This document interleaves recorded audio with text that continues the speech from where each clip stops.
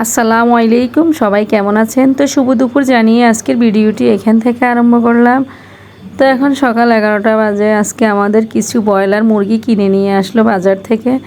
তো এগুলি কেটে কুটে পরিষ্কার করে সুন্দর করে এখন পিস করে পলিথিন মুড়িয়ে ডিপ ফ্রিজে রেখে দিব, আর 2টা আস্ত রেখে দিলাম।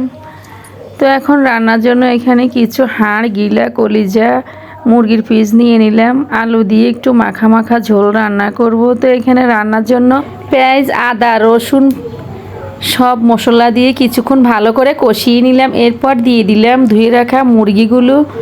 তারপর আবারও কিছুক্ষণ মুরগিগুলো কষিয়ে নিব, আর এটার সাথে 2টা আমি আলু অ্যাড করে দিব।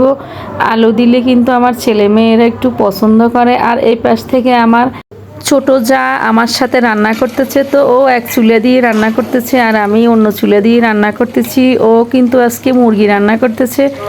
তো দুজন মিলে মুরগি রান্না করতেছি। তো আজকে কিন্তু আমি মুরগির সাথে ভর্তা বানাবো। তো ভর্তাটাও সব কিছু রেডি করে নিলাম। তো আলু আর মাছ দিয়ে ভর্তা করলাম, আর মুরগি রান্না সাথে ডাল।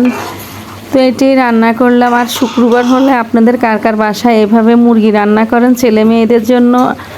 আমাদের ঘরে তো সব সময় আমার ছেলে মেয়েরা শুক্রবার আসলে ওদের জন্য মুরগি রান্না করতে হয়।